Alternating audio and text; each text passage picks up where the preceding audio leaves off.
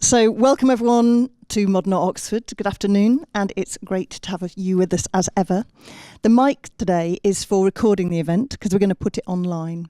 So we're going to hear from Marit Paasche very soon. I'll do a short introduction, and then after about an hour, it'll be your chance to ask some questions.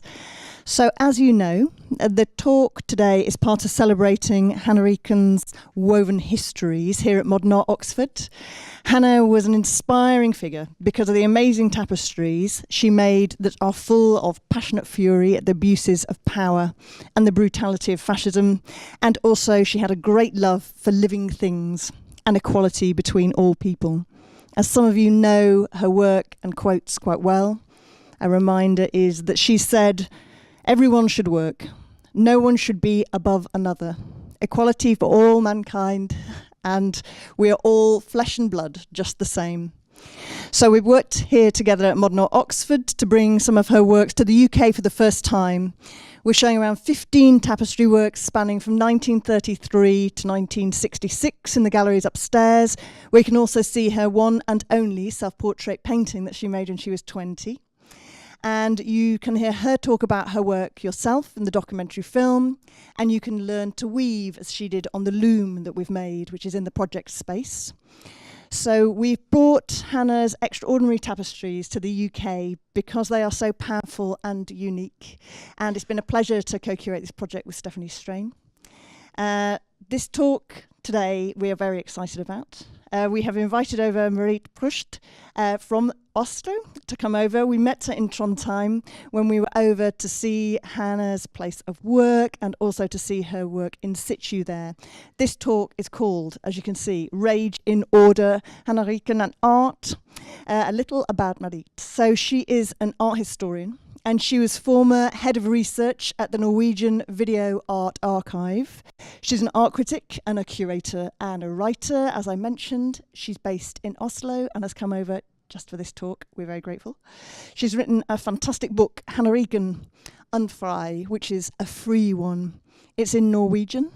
It looks amazing. Stephanie and I don't speak Norwegian, so we thought it was better to get Marit to come over and share it with all of us here in Oxford and beyond, not least because the book won Critics' Award for the Best Non-Fiction Book in 2016 in Norwegian Accolade, and she's been author and editor of a number of books. Here's just some. So Lives and Videotapes, The Inconsistent History of Norwegian Video Art.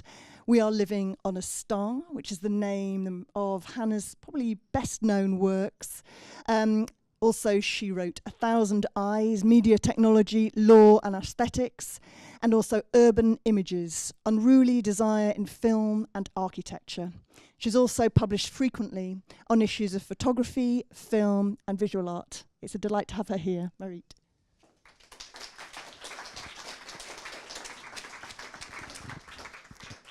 Thank you very much, Emma, and thank you also for inviting me here to Modern Art Oxford, and congratulate on this fantastic exhibition. Often when I begin to explain who Hannah Ryggen was and what kind of art she made, I notice that my audience attention wanes as soon as I say that she was a weaver, and she lived in a remote coastal village in central Norway called Ørlandet. A measure of curiosity returns, however, when I mention that in protest against Mussolini and his invasion of Ethiopia in 1935, she wove a tapestry in which she depicted Mussolini's head impaled on a spear. And furthermore, that the tapestry was censored when shown at the 1937 Paris Expo out of fear of offending the Italian authorities. They literally folded over the portion containing Mussolini's skewered head.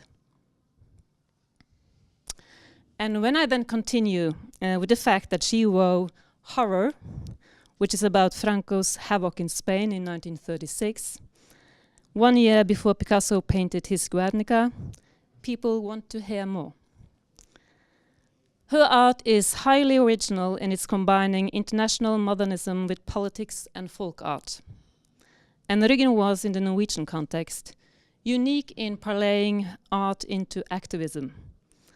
Her art accommodates everything from eco-philosophical reflections and ideas about motherhood to critiques of privilege, abuse of power, and social hierarchy. And one of the things that I really like best about Hannah Ryggen's art is how explicitly it shows that, in her case, life and art were truly one. Truly were one and the same. There is no separating the two.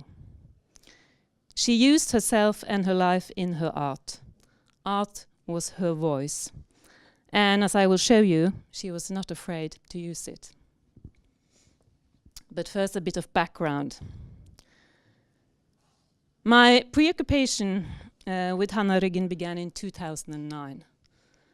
It's 8 years ago.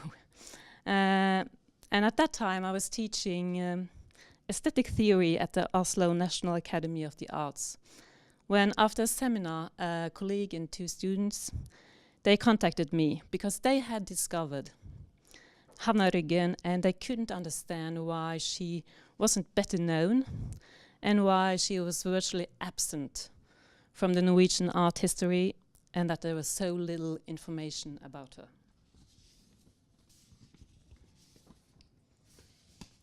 Now, most of Hannah Ryggen's work and the major works hang at the Nordenfjelske Kunstindustrimuseum in Trondheim, 10 of which are on display here. So after that initial contact about Ryggen in 2009, I resolved to go and see them the next time I was in Trondheim. And one autumn day, I climbed the stairs to the second floor room where they are on view, and I was bowled over re-encountering these works because they are so amazing. I was literally beside myself and I understood quite immediately that she was an artist of great international caliber. And after that realization, I embarked on efforts to return her to our collective consciousness again. Well, things began to happen. I was in touch with Will Bradley at Kunsthall Oslo in Norway, and we agreed on mounting an exhibition on Ryggen's work there in 2011. And you can see this is part of the show. We agreed on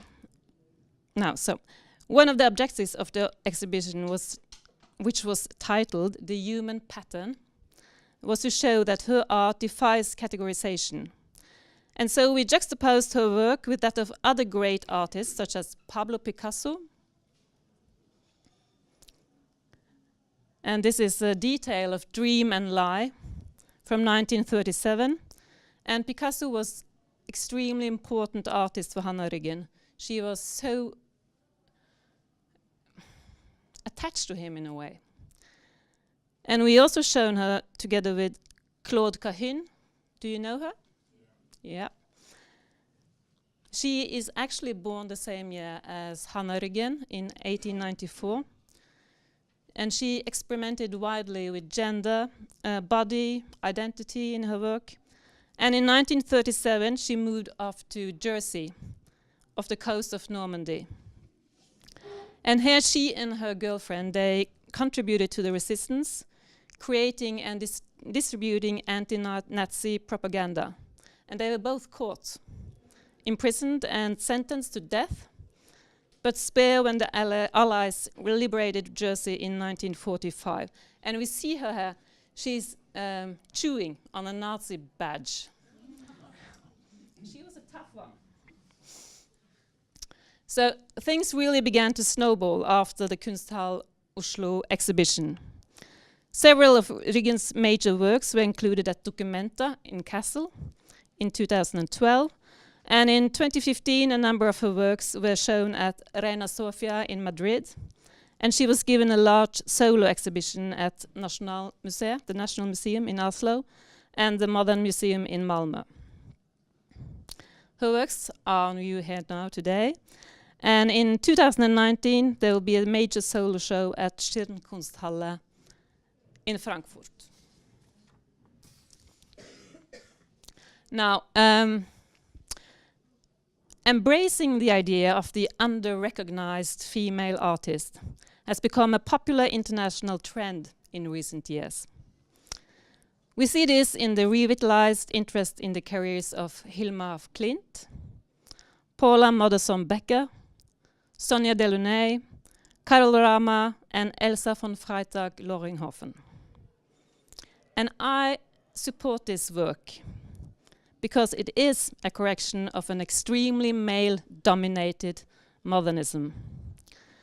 Yet it is also interesting to note how in lifting female artists out of the obscurity and focusing attention on the greatness, we also we almost automatically assume that these women were marginalized or overlooked in their own time. I assume that this was the case with Hannah Ryggen as well when I began working on my book. Yet, when I sat down and started working with the archival material, it proved otherwise. Hannah Ryggen is exceptional in both a national and international context. As opposed to many of her female artist colleagues, Ryggen was declared a genius by a number of art critics, male critics, in the 1930s. She exhibited on a regular basis internationally, and her success was indisputable. In other words, this was no misunderstood or marginalized artist. Not in her own time, anyway. What was shocking was how little place she was allotted in the written Norwegian art historical record later on, and especially in art historical survey books from the 1980s and 90s. But this is a topic for an entirely different lecture, and I will instead turn back to the beginning, to the point in the story where everything began. So this is Hannah Ryggen. We see her here. She's sitting here. Besides the sister standing, her brother and mother and father. And she was born in Malmö, the Swedish city, in 1894. She grew up in a working class household and was initially trained to be a primary school teacher. Teaching, however, did not agree with her. She was not very good with children, actually. So much suggests that the major Baltic exhibition in Malmö in 1913 inspired her to explore art. Here we see her as a teacher.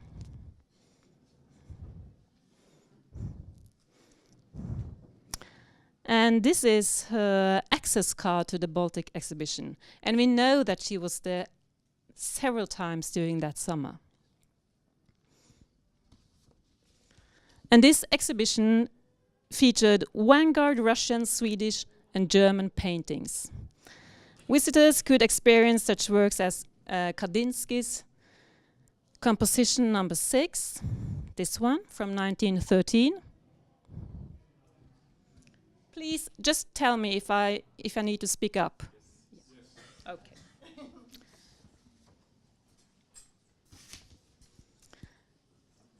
You could also see a lot of the German expressionist works. And we have this one. This is from the section devoted to Swedish folk art. And they had this woman sitting by the loom, weaving during the whole exhibition period.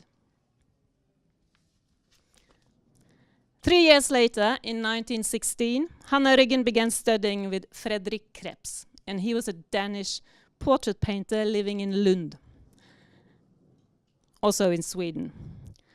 Employed at the time as a teacher, every day after work she took the train from Malmö to Lund to study freehand drawing, mixing pigments, composition and perspective along with other students.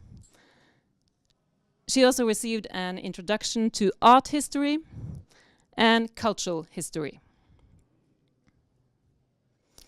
So she's sitting here, and this is her teacher, Mr. Crepes.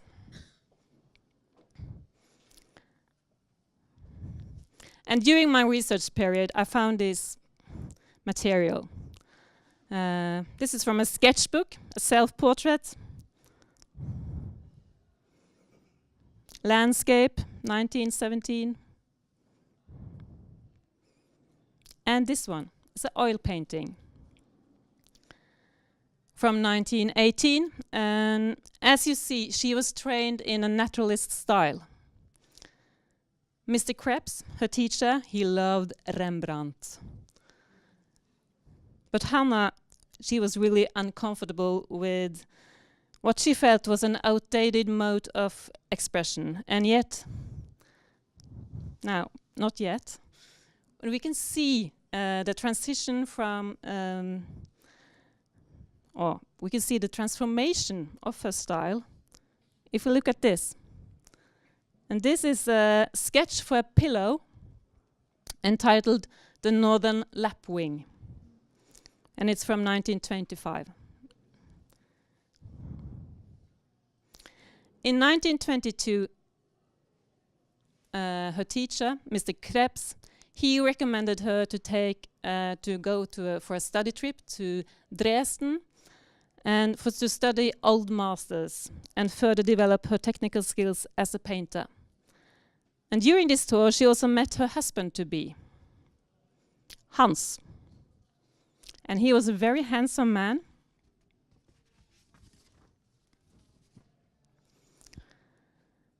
Also a painter and a farmer. And they married in the autumn of 1923.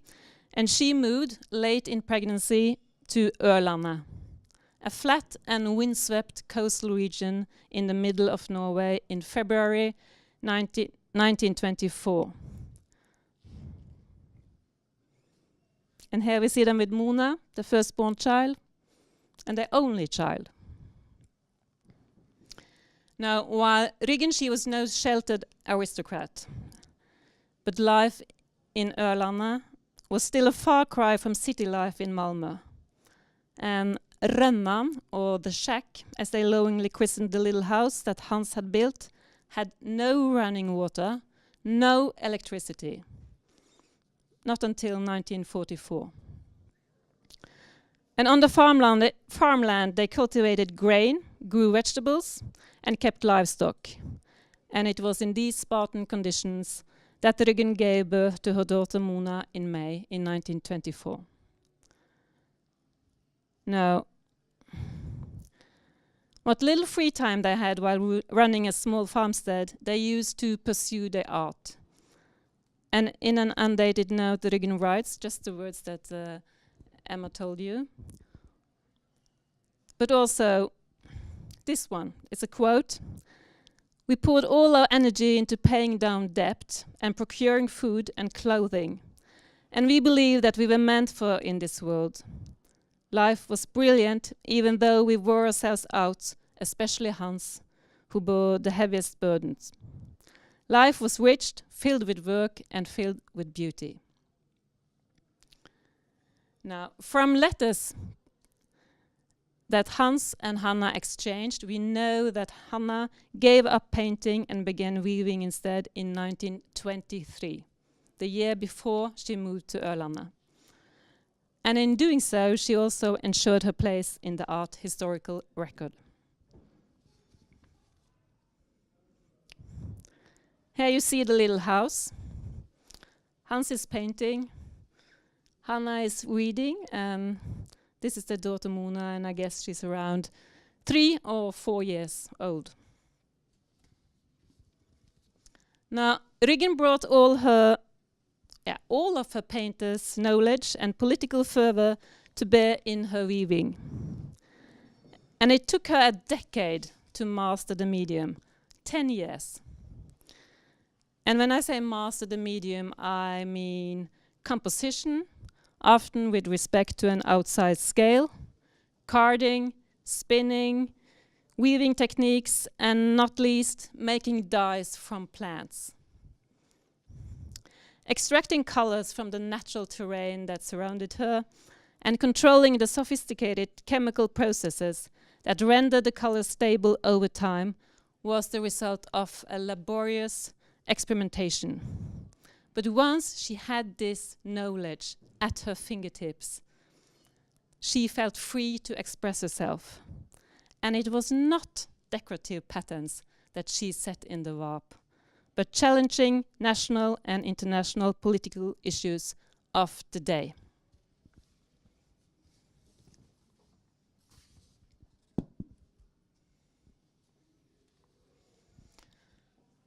This is her first truly successful monumental tapestries, and it's called Fishing in the Sea of Depth. It's from 1933, and the subject is the harsh social conditions and consequences of the devastating economic crisis that struck Norway and many other countries in the 1930s, the Great Depression. And during the worst year, 1933, over 1/3 of the organized workforce in Norway was unemployed. And several were ruined by overwhelming debt, and fishermen, many of them in Ørlandet, were among the hardest hit. Now, here you see the banker, and he is fishing in this bloody sea. And just in front of us, there's a boat has stranded, taking in water. There's a father, he's trying to prevent his children from drowning. The woman here is already sinking. And here you have a dead man, he's lying on the ground.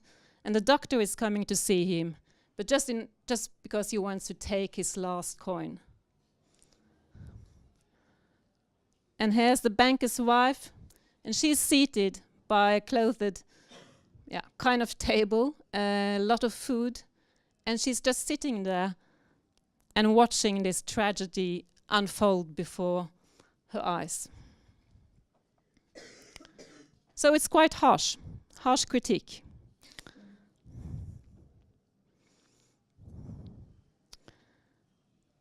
The farm and livestock were the lifeblood of this little family. And Hannah, she loved her animals. You can see her hair with her gooselings, and look at the way that she holds the full-grown goose in one arm.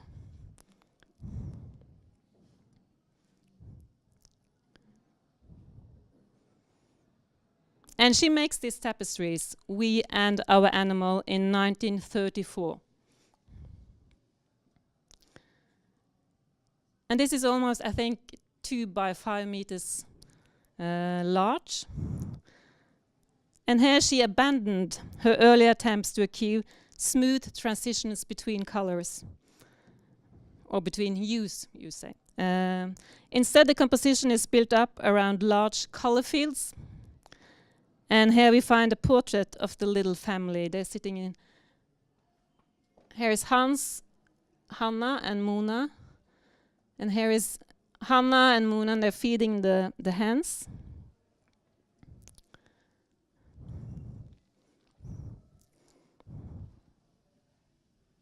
And Ryggen, Hannah Ryggen herself, she described this tapestry in these words. This is us with our foal, Nussa. That's the foal over there. And cow, Metta. She was very fond of the cow. She actually wanted it to stay with them in the house, to live with them. And the 2 sheep, Kakkeleie, the hen, and the turkey. And she says, I had 10 geese. We slaughtered all of them at the same time, and I haven't eaten goose since. It's to their memory that I have woven this tapestry. And you can clearly see what was happened here.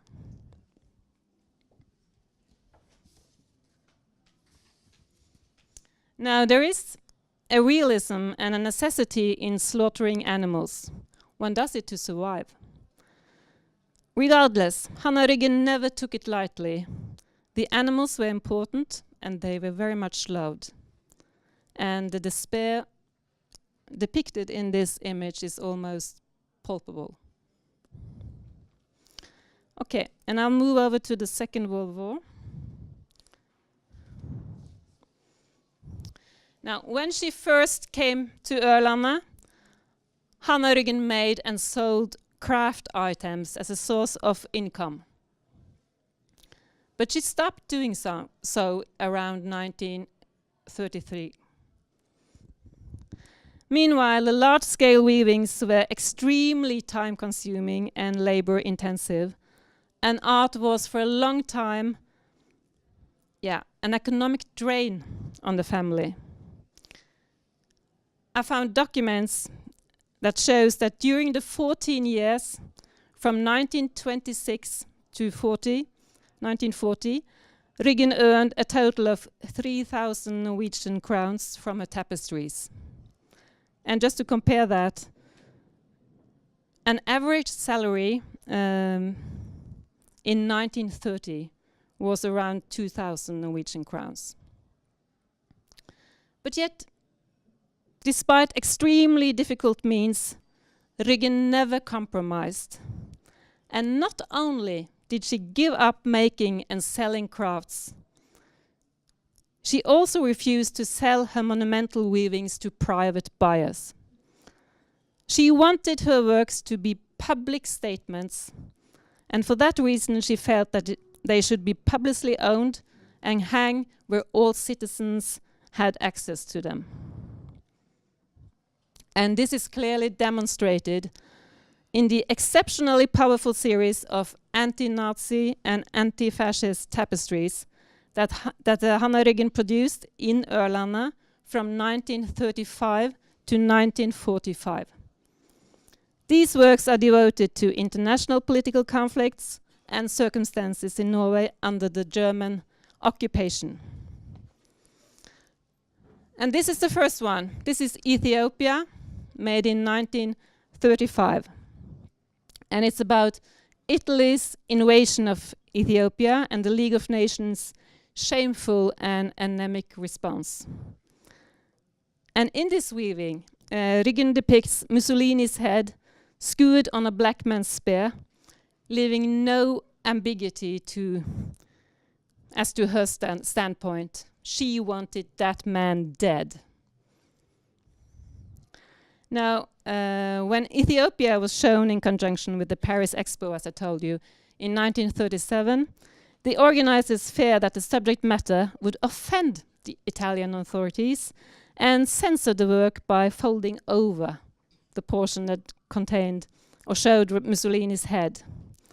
Ryggen's Ethiopia was shown at the same venue as Picasso's now famous Guernica, which was not censored.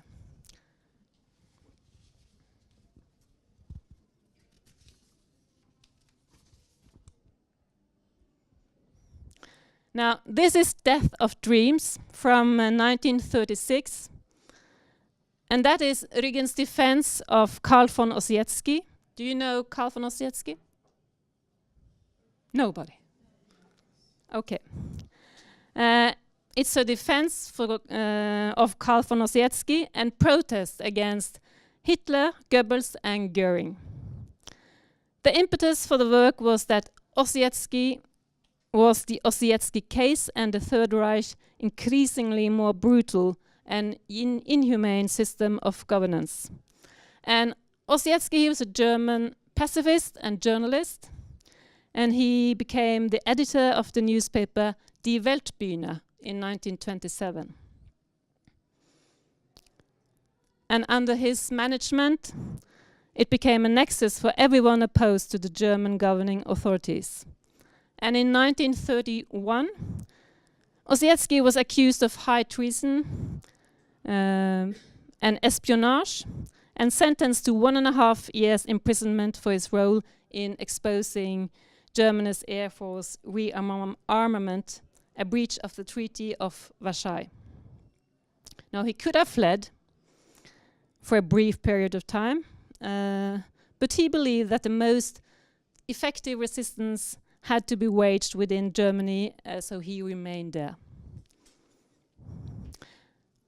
And the day after the Reichstag fire in Berlin in 1933, OCSP, along with many other activists, were imprisoned and charged with high treason. And you see him here in this tapestry, and he's handcuffed and behind bars. And he's standing here together with other prisoners. And here you have this very sinister triumvirate propped on swastikas. It's Goebbels, Göring, and Hitler. And their faces and hands are run up in purple with a trace of crimson. And they look mad. And Goebbels clasps his hands around the throat of prisoners who hangs helpless in his clutch. And to the prisoner's right, there is another grouping. And the main person here is Albert Einstein. And he's standing there with the violin. Now, Einstein was a prominent opponent of the Third Reich and contributed in nominating OCSP for the Nobel Peace Prize in 1935. But OCSP was not awarded the Peace Prize until 1936, a decision which caused a lot of stir in Norway. And OCSP was frequently mentioned in the Norwegian press in these years, and he became a very powerful symbol for the resistance.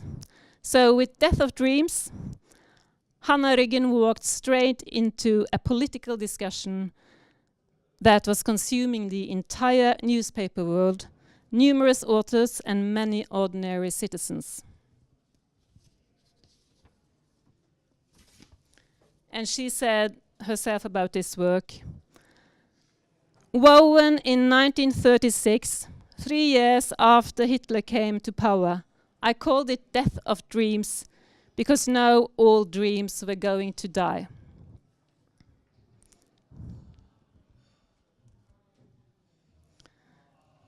And this is Lothar Hartmann beheaded from 1938. And it's about the German communist Lothar Hartmann.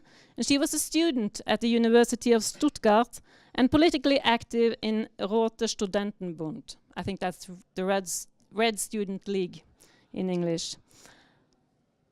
And in 1933, Hartmann's husband, who was also politically active, was murdered by Gestapo. And from then on, she worked illegally.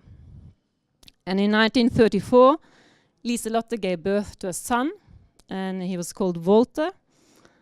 And shortly thereafter, she threw her support to Stefan Lovac, one of the leaders of the communist milieus in Württemberg in the struggle against the Nazis.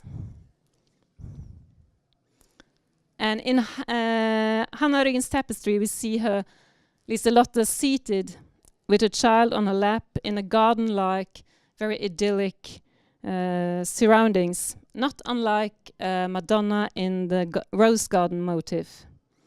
Yet the path from bliss to imprisonment was short, visualized by the single footprint in the direction of the cell. As you see here. On the 7th of December in 1935, the then 20-year-old Liselotte Hartmann was arrested by the Nazis, who accused her for high treason. And she was imprisoned for 19 months before a case came up before the so-called People's Court, Volksgerichtshof. And during this period, Walter lived with his grandparents. Now, in Norway and also internationally, there were several women's organizations which advocated for her freedom. But in 1937, Liselotte was sentenced to death. And she was decapitated. And in Hannah's weaving, we see her sitting alone in her cell, and she's clasping her Walter's clothing to her chest. I think Hannah Ryggen very much identified with Liselotte Hartmann. Well, in 1939, the Nazis occupied Norway, and their presence were keenly felt by those living in Ørlandet in Trøndelag. And as a hub in the middle of Norway, this region was of great strategic importance for the Nazis. And in his memoir, Inside the Third Reich, by Albert Speer, Speer wrote that Hitler had ambitious plans. The central city of Trondheim would become home to the third largest naval base in the Third Reich, and an airport was to be built at Ørlandet. Oh yes, I forgot that. This is a Norwegian newspaper, and here you see this is a short story about Liselotte Hartmann, and a photograph of her and her son, and you can see that it reminds very much of this one.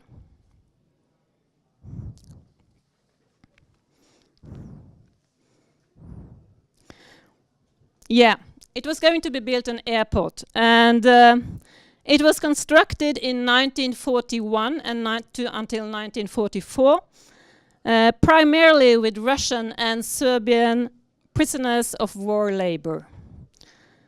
And the wartime acts played out with frightening clarity in front of Hannah and Hans' eyes.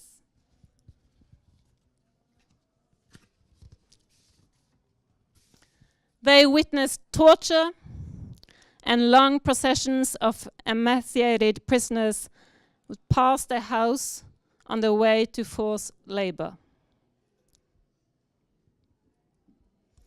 And I just wanted to show you, this is photographs from newspapers from that time.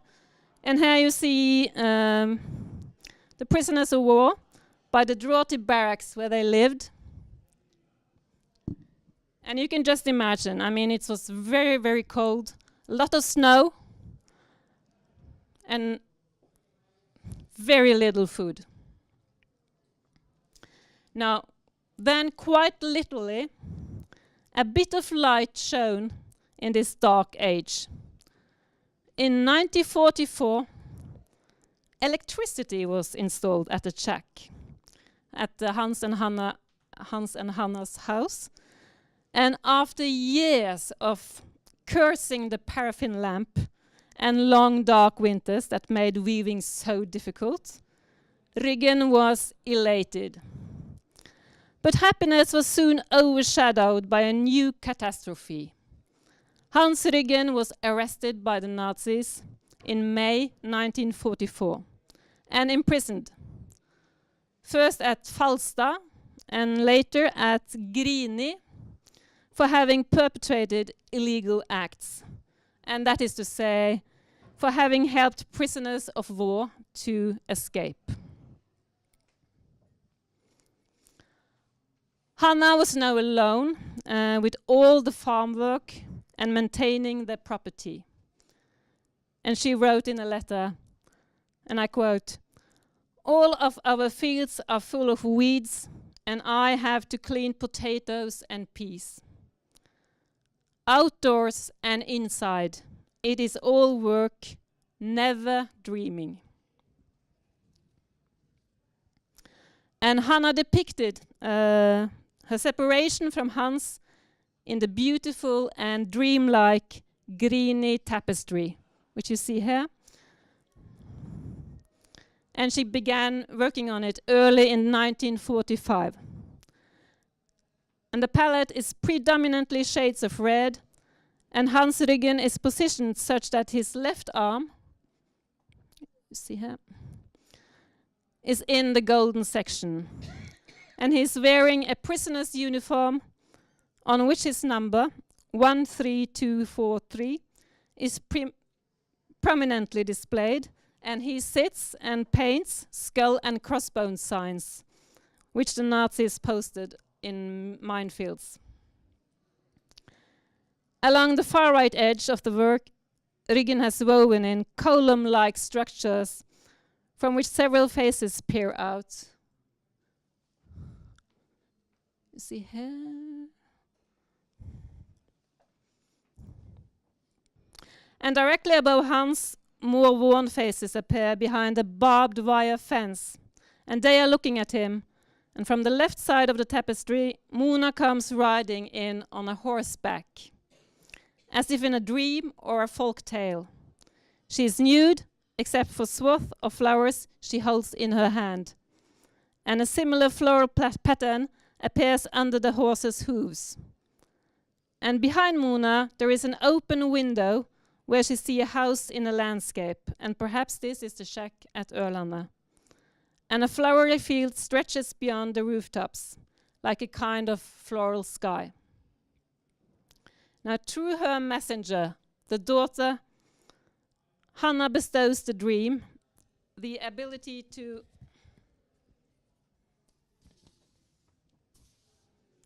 imagine. Yeah, she bestows the ability to imagine on Hans. She seeks to pry open a way out of the enclosure. And not long after, Germany capitulated and Hans was released. There are several episodes from wartime Norway that make their way into Ryggen's weaving in the years before the peace. And one of those episodes occurred in autumn of 1942, when the Nazis tightened their grip on Trøndelag, the middle of Norway. A new declaration of martial law was announced on the 6th of October. And Reich Commissioner Josef Terboven had received a list of 15 persons, from which 10 were to be selected and executed as a symbolic demonstration of the futility of resistance against the occupation.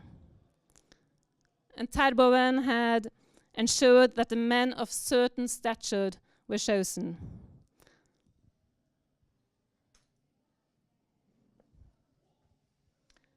Now, on the evening of the 6th of October, Hannah Ryggen went to Trøndelag Theatre.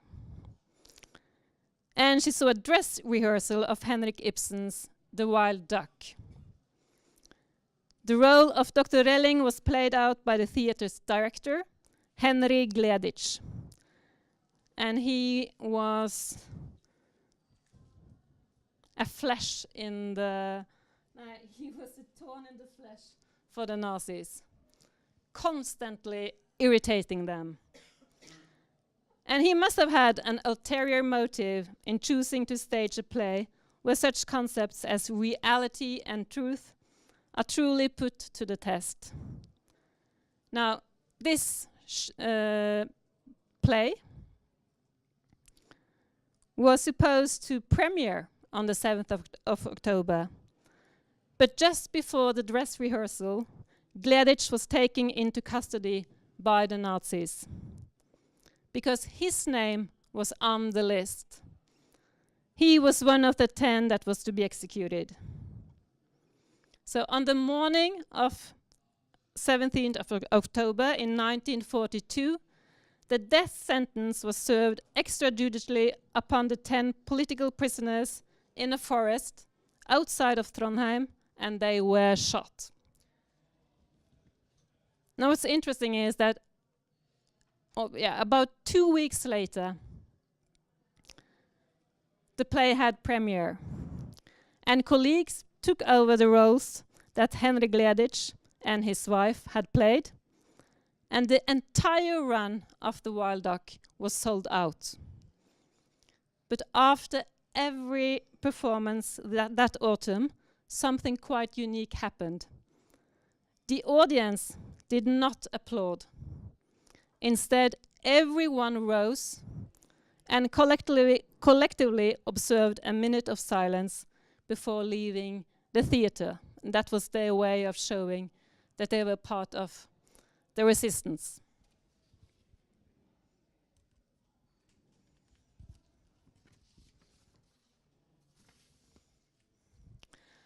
And Hannah, she incorporates Gleditsch's murder and the fate of the sacrificed scapegoats in this work. 6th of October 1942 is actually made the year after.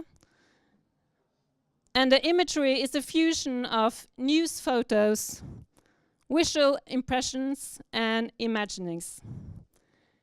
She utilized these elements from diverse sources, ascribed them new colors, and placed them together in such a way that the imagery resonated and remained in her mind's eye. And she had developed this unique compositional method over some time.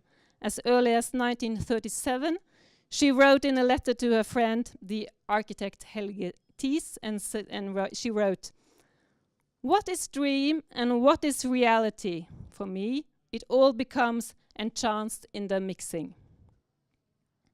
And that the mix is unique is undeniable. Her diary entries reveal that the colors also played an important role. They often fostered the composition. And once the entire image sat well enough, she could also begin to weave.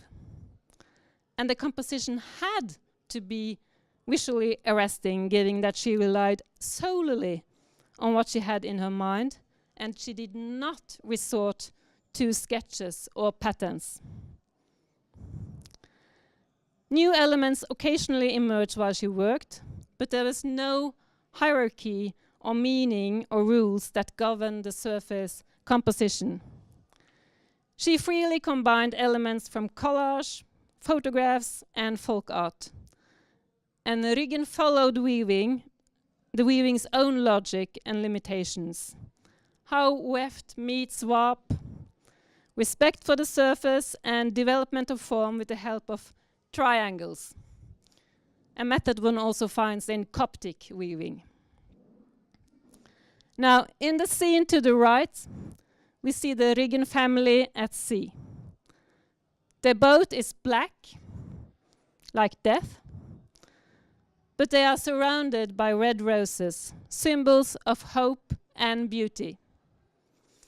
Mona holds binoculars, and Hans sits in the middle. He's holding a rolled-up canvas or a tapestry, while Hannah grasps the horn of a cow, a suggestion perhaps of reluctance to let go of Ørlandet. 3 heads float above them, crimson and menacing. And the faces in the middle bears a strong likeness to Terboven, Josef Terboven. And the one to the right resembles Jonas Lie, who was a chief of police under Terboven and responsible for the police tribunal and the one who authorized death sentences against Norwegians during the war. And the face to the left could be that of Gerd Flesch, who was among the responsible for... The point is that this trio in the upper right corner resembles that of Hitler, Göring, and Goebbels in Death of Dreams. And the tapestry's midsection was woven separately and subsequently attached to the left and right sections. And that was purely because of a compositional perspective. Ryggen herself has indicated that the left and right portions were woven first. However, they did not function well enough as a whole together. So in terms of coloration, she felt that a measure of red was called for to balance the 2 parts, and thus wove the middle section where Winston Churchill stands guard over his country in an orange-red fortress tower, holding a map of England in his hand. And he stands like a bulwark. But to the left, the tragedy takes place as if on a stage.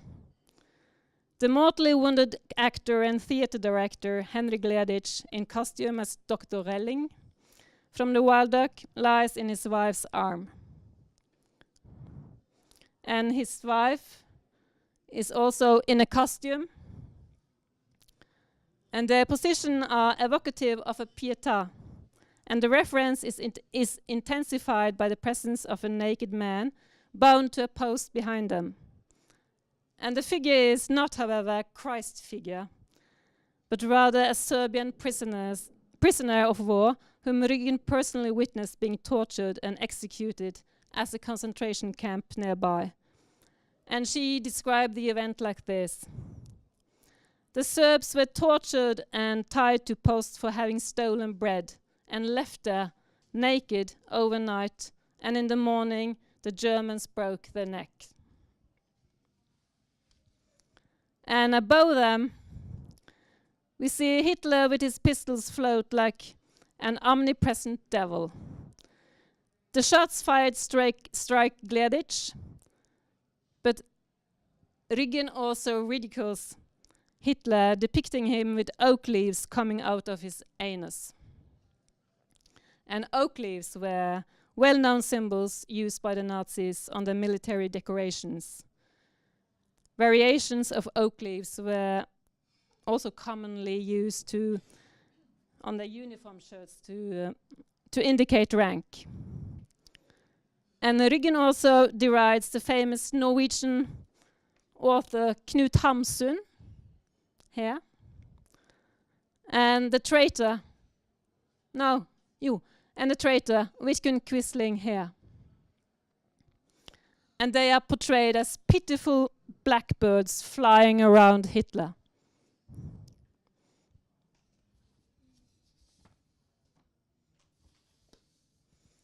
I think this work really demonstrates Hannah Ryggen's ability to combine personal experiences with a passionate political zeal, as well as her extreme fearlessness. She never hesitated in displaying her allegiances through visual statements. And according to one of her close friends, Ryggen actually hung this tapestry on the side of her house, so that the German soldiers would see it whenever they marched past with their prisoners. They never did anything.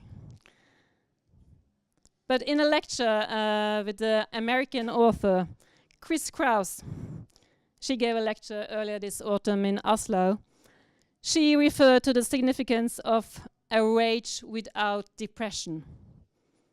And I think this is something truly emblematic of Hannah Ryggen's art.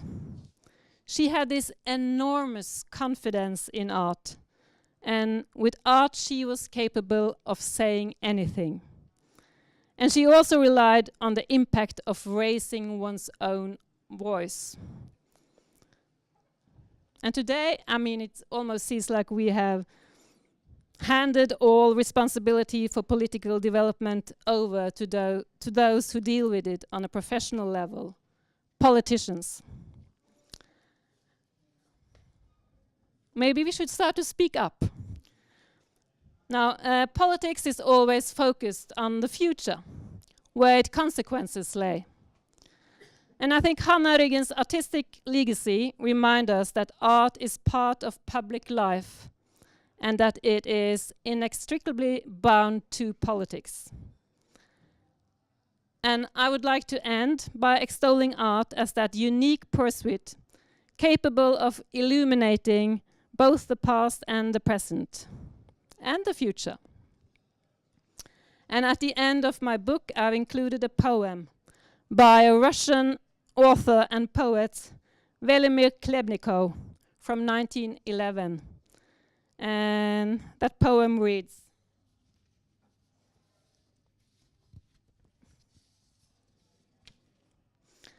"When horses die, they breathe. When crops die, they wither. When suns die, their light is extinguished. When people die, they sing songs." And Hannah Ryggen is dead, never to be resurrected, yet her works are here among us, and they are part of our lives. They sing songs that we would do well to heed. Thank you.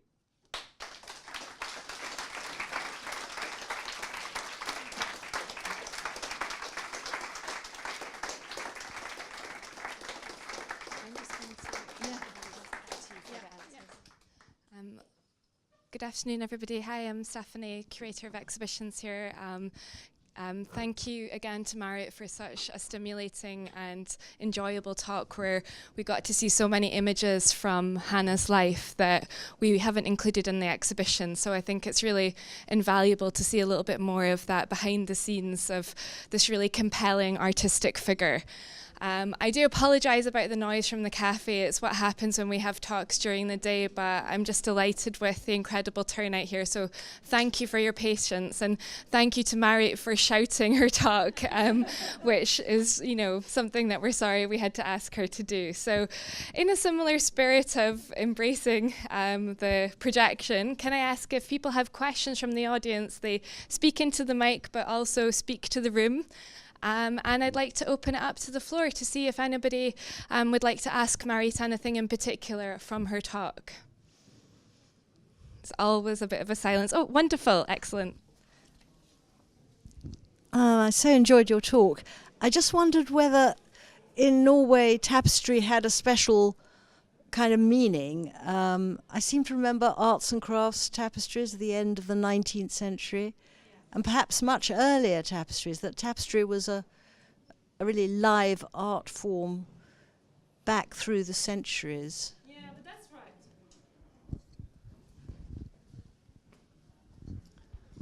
right. Yeah, that's a good point actually. In Norway and in Sweden, tapestry has a long tradition, and especially in folk art. And when I showed you this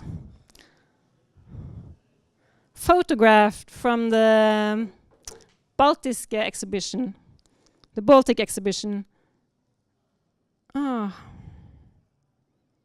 yeah. These are tapestries from Sweden, but very much the same as in Norway. And we had this very rich and long tradition.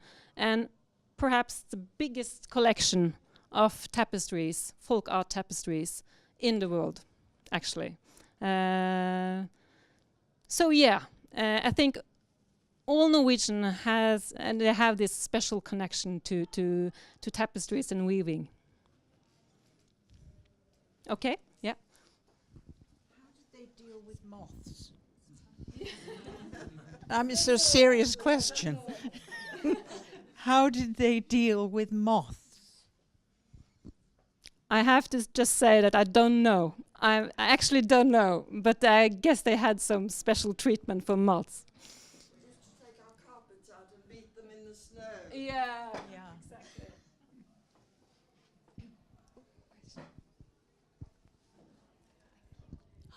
Hi, I'm interested as well about the technical, the ways that Hannah would have made the tapestries, because the ones hung upstairs are interesting because in some of them the warp hangs vertically and in others it hangs horizontally. So sometimes she was working with the picture upright and sometimes sideways. yeah. It's a little bit hard to answer because I'm not a weaver myself, and I do not know the technical aspects so well. But I think she had this very special loom that Hans, her husband, built for her. And it's one of a kind, very strange one, the experts have told me. But she could actually weave. She could be weaving on two different tapestries at the same time. But you could see that in Ethiopia, in Death of Dreams, she has often sewn together two different parts, and that's also maybe partly answer your question. Yeah. Wonder if we could explore a little bit more this question of why she wasn't arrested, basically, because you said that her work was well known prior to the late 30s, and it does seem rather a strange omission, let's say. Yeah, I wondered a lot on the same thing actually, and I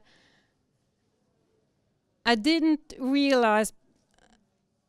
Just 2 years ago, I was talking to an expert on this period of time, an historical expert, and he said, "Yeah, but you know, she was Swedish, and Sweden was neutral during the Second World War, and very keen on. I mean, the Nazis were not allowed to touch any Swedes wherever in the world, and so that's maybe part of the answer."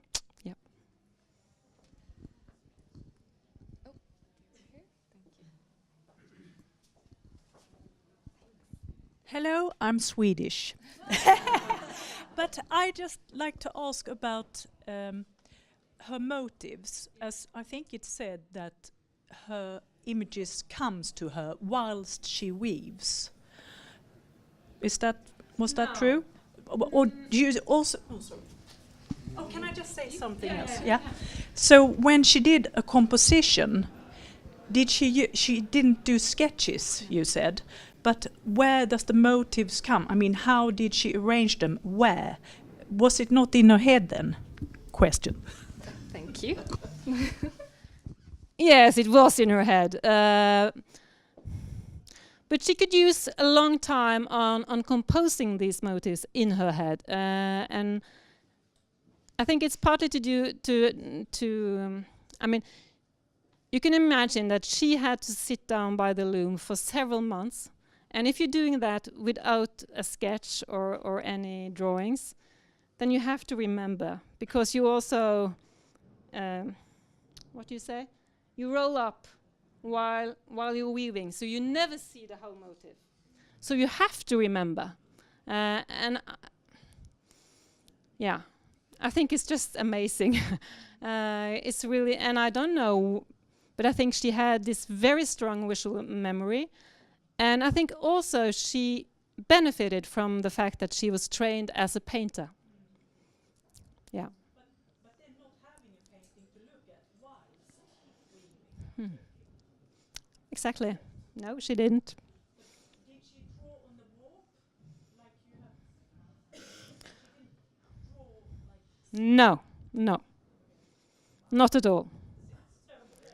Yeah, I think, I mean, I thought that was a kind of a myth when I started doing my research, but it is not.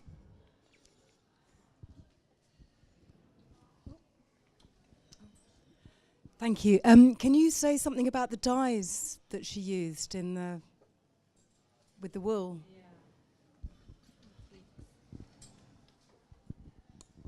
Yeah, that is, I think for an expert that could be a topic for a whole lecture, because I've been talking to experts and they say that they are amazed of how many colors she actually were able to extract from nature. And the processes were, I mean, they were extremely complicated, and she's writing a little bit about it in her diary.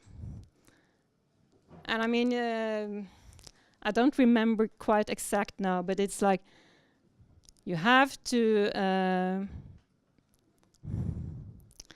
She used this hole in the ground during summer when it was quite warm, and she took up the colors, she put them down again, put on ashes, and it was a long process. I mean, very complicated.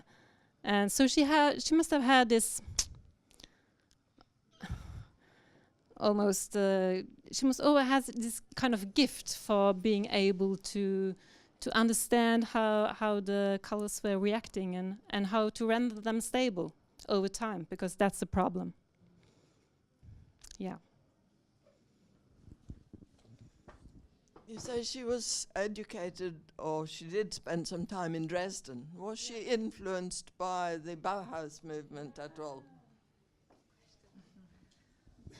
That's a good question, actually, because what I discovered was that she had this German painter, Otto Lange, as her teacher, or she knew him quite well, because Hans, he was very jealous of this Otto Lange.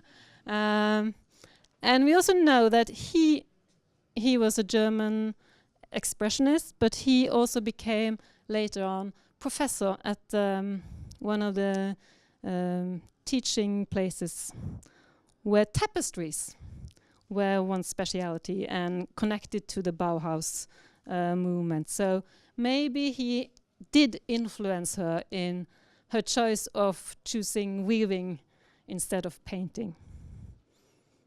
Yeah. I also looked at that very simplistic design. Yeah. Of birds. Yeah. And I had an aunt who also studied in Dresden in the same period, but she was a potter. She was a potter. The artistic director of Porcelain during the Yeah. war. So very similar design. There are, yeah, I absolutely agree with you. And I think there is room for a lot of research on that topic. Yeah. Yeah, thank you. Thank you. Is weaving alive and kicking in Scandinavia now? Are young people doing it, taking it up and taking it? Are there lots of, well, quite a few young Hannahs around? Yeah, I would say it's alive and kicking, especially among the art students.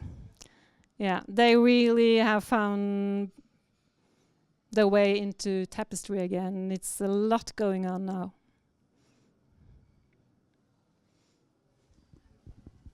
I have a question, if that's okay with everyone. I was really curious how, when Hannah had a sort of 10-year apprenticeship with weaving, and she really only made her first mature work in 1933. And she was exhibiting in Trondheim and she exhibited in Oslo, but how did her work get to the attention of the organising committee for the Nordic Pavilion in the Paris exposition? Because that would seem to be a massive leap in terms of international exposure, and I was really curious how she managed to exhibit so widely at such an early point in her career, because that's sort of phenomenal to me. Yeah. Good question. Hannah had this very outgoing personality, and she was together with Hans, and Hans had been a student at the Art Academy in Oslo, and there were not so many artists in Norway at that time. So it was a small milieu, and Hans had some very important friends, and I think Hannah also, it was like she knew which person to connect to. So I think that was a part of your answer, but I haven't found, I don't know actually who organized the Paris, what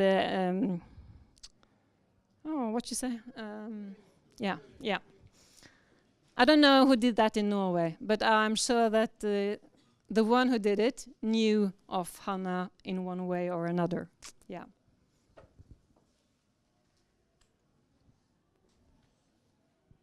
Any more questions from the audience? Oh, James, hold on.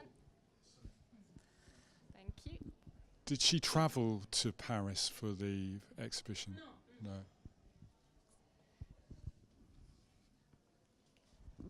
She traveled later on. That was her dream, to travel a lot.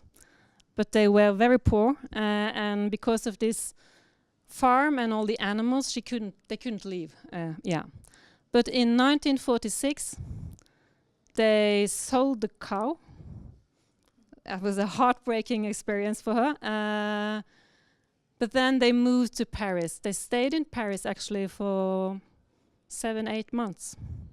And she saw a lot of contemporary art in Paris.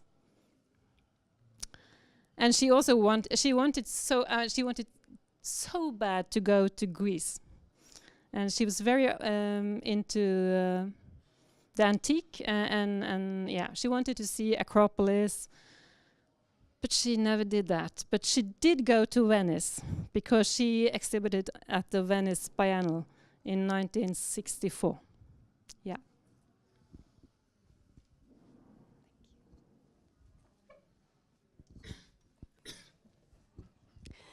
Hi, I was interested in your comment that she didn't want her tapestries to be in private collections, always wanted them to be public art. Can you say some more about that? I can try, because I mean, this is the one thing that I really find extremely fascinating, and I never heard of any other artist that actually has done that so consistently.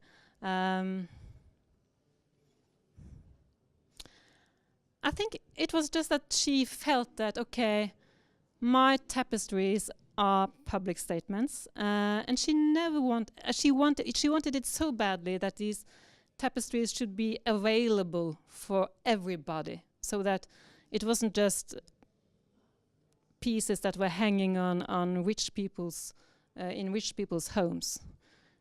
She said that was ridiculous to make political statements and having them hanging up on rich people's walls. So, yeah.